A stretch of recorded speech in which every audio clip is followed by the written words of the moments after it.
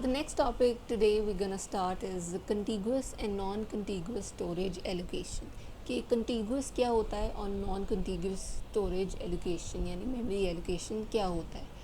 जो earliest computing systems थे they used to use contiguous storage allocation, जिसमें programme का जो each प्रोग्राम था या उनको contiguous memory allocate होती थी. मतलब मेमोरी में उनको बिल्कुल साथ साथ कंजेक्टिवली बिल्कुल रखा जाता था, वहीं स्टोर किया. मतलब एक फर्स्ट पोजीशन पे स्टोर्ड है तो नेक्स्ट वन कंपलसरी था कि वो सेकंड पोजीशन पे आएगा, उसके बाद कंपलसरी है कि थर्ड वाला थर्ड पोजीशन पे आएगा, फिर फोर्थ पे, फिर इस तरह नहीं है कि एक 1 पे स्टोर किया और एक 10 पे, क्योंकि ये कंटिगुअस मेमोरी एलोकेशन.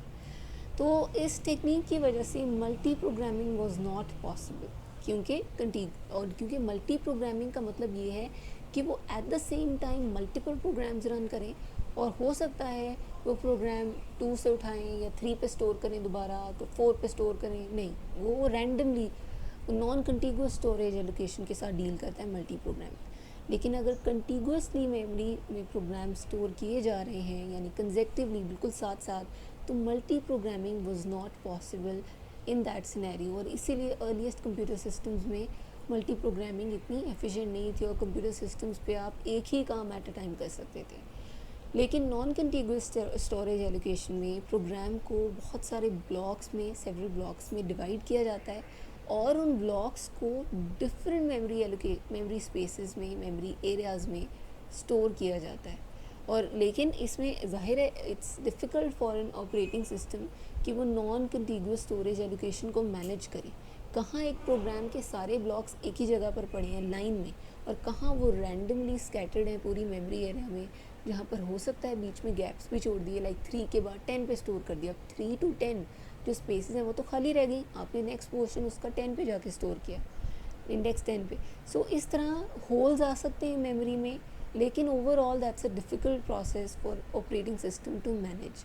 लेकिन टुडे ऑपरेटिंग सिस्टम्स भी इतने इवॉल्व हो गए हैं और हमारे सिस्टम्स भी इतने एफिशिएंट हैं कि वो मल्टी प्रोग्रामिंग को एफिशिएंटली मैनेज कर रहे हैं.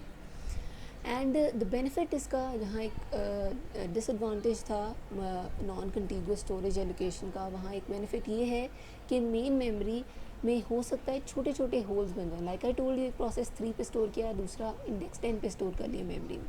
सो क्या हुआ, ये बीच में एक छोटा सा होल बन गया.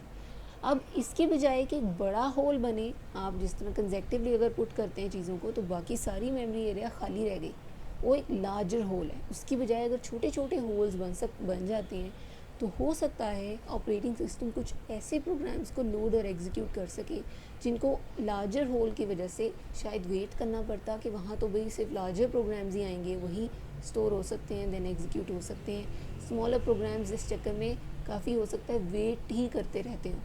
लेकिन because of non contiguous storage allocation छोटे छोटे होल्स बनते हैं, और उसमें हो सकता है बहुत सारे ऐसे process which may have to wait in contiguous storage allocation can then be executed in non-contiguous storage allocation.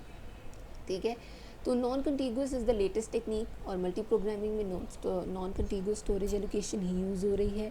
और जो मॉडर्न सिस्टम्स हैं, प्रेजेंट सिस्टम्स हैं, वहाँ पर यही यूज़ हो रही है. Although it is difficult for operating system to manage, लेकिन it is efficiently managed. And क्योंकि बहुत सारे प्रोसेसेस को स्मॉलर होल्स की वजह से एग्जीक्यूशन करने का मौका मिलता है.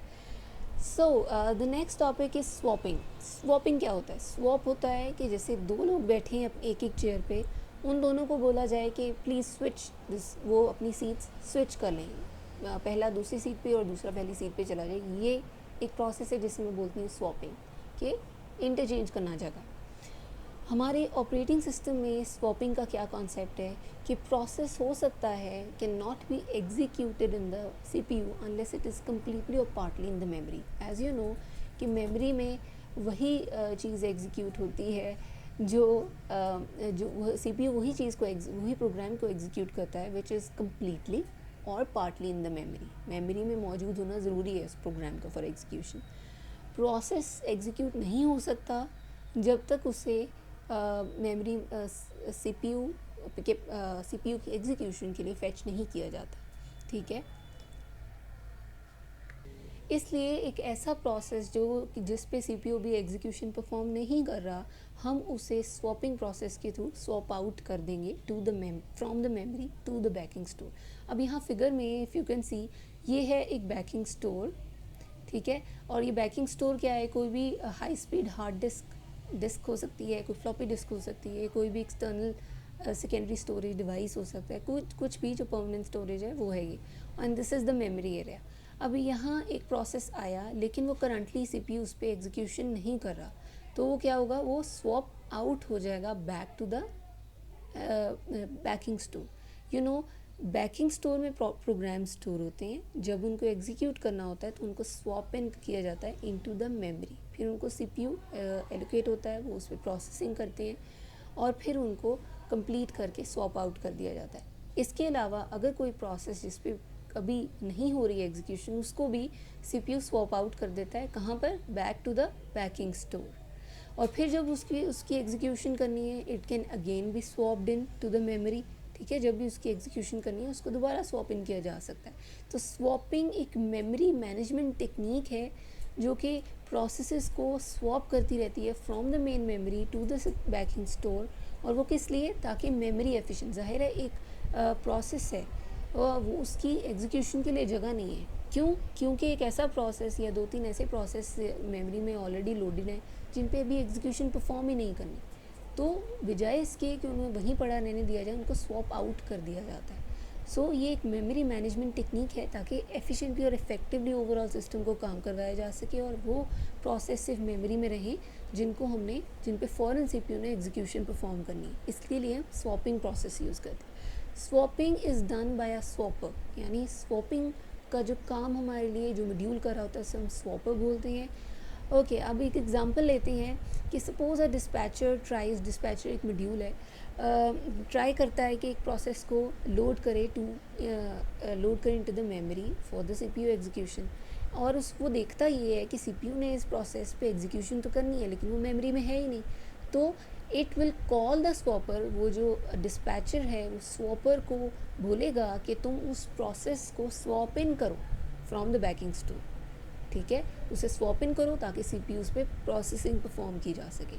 इस तरह से सीपीयू और सीपीयू और उसके जितने भी मॉड्यूल्स हैं like dispatcher and many other, वो इस तरह से स्वैपर के साथ कोऑर्डिनेट करते हैं। स्वैपर को क्या ऑर्डर किया जाता है कि कौन सा मॉड्यूल रिक्वायर्ड है, वो बैकिंग स्टोर से उनको फेच करता है, स्वैप इन करता है इनटू द मेमोरी और फिर सीपीयू उन पर फंक्शनैलिटी परफॉर्म करता है। अब स्वैपिंग के बेनिफिट्स क्या हैं? स्वैपिंग बहुत high degree of multi programming को अलाउ करता है, ठीक है। स्वैपर अगर ना हो तो एक ही प्रोसेस जो पड़ा है, बेशक उसकी एग्जीक्यूशन अभी रिक्वायर्ड है नहीं रिक्वायर्ड, उस पर करनी ही पड़ेगी, लेकिन बिकॉज ऑफ स्वैपिंग हम मल्टी प्रोग्रामिंग कर सकते हैं, मल्टीपल टास्क को प्रोसेसेस को eight the same time run कर सकते हैं और efficiently. And it allows dynamic relocation. Dynamic relocation मतलब मेमोरी में एक बार एक प्रोसेस को स्वैप इन किया, हो सकता है वो एक जगह पे था लेकिन नेक्स्ट टाइम जब उसको स्वैप आउट कर दिया फिर स्वैप इन किया, तो हो सकता है आप वो किसी और लोकेशन पे स्टोर्ड हो। So this is dynamic relocation, ठीक है। तो मतलब एक प्रोसेस को डिफरेंट मेमोरी लोकेशंस पे स्टोर किया जा सकता है, तो ये डायनेमिक रीलोकेशन है, इसको भी अलाउ करता है स्वैपिंग। इट ओनली इसी वजह से वो डिफरेंट प्रोसेसेस के साथ डील कर रहा होता है क्योंकि वो अलाउ करता है उनको कि वो डायनेमिक रीलोकेशन, क्योंकि हो सकता है जिस लोकेशन पे पहले एक प्रोसेस पड़ा था वो लोकेशन अब किसी और के पास है, अब किसी और प्रोसेस ने वहाँ स्टोरेज कर लिया है, तो मैं कहूँ कि नहीं, अब वो प्रोसेस तो मैं लोड ही नहीं कर सकती क्योंकि उसकी जगह तो खाली नहीं है। नहीं, स्वैपिंग अलाउ करता है कि अब उसे किसी और नए एड्रेस पे स्टोर कर लें ला के मेमोरी में। सो डायनेमिक रीलोकेशन कर लें, नो इशू। तो इसलिए डायनेमिक रीलोकेशन की वजह से भी मल्टी प्रोग्रामिंग बहुत इफेक्टिवली यूज़ होती है। This is also an advantage of swapping. इसके अलावा again it's a memory management technique, तो इसकी वजह से मेमोरी यूटिलाइजेशन बहुत इफेक्टिव और बेटर हो गई कि मेमोरी में जस्ट वही चीज़ें स्टोर की जाती हैं जिनको एफिशिएंटली सीपीयू एक्सेस कर सके, जो सीपीयू को रिक्वायर्ड है और उनकी एग्जीक्यूशन हो सके। It can be applied on priority based scheduling algorithms. इसके अलावा जो प्रायोरिटी बेस्ड हैं, यू नो दैट उनमें प्रायोरिटी सेट होती है, कोई जिसकी प्रायोरिटी हाई है सिर्फ उसी को स्विच किया जा सके, अगर कोई और आ भी जाता है तो उसे स्वैपिंग की वजह से हम स्वैप आउट कर सकते हैं क्योंकि हम यहाँ स्विचिंग कर सकते हैं। तो स्वॉप आउट कर सकते हैं, उसको स्वॉप आउट कर देते हैं, देन जिसकी प्रायोरिटी हाई है उसको फेच इन कर लेते हैं। तो इस वजह से प्रायोरिटी बेस्ड स्केजुलिंग एल्गोरिदम्स को भी बहुत बेनिफिशियल है this swapping process. Alright, that was the concept about swapping, and I hope the concept is clear. Thank you.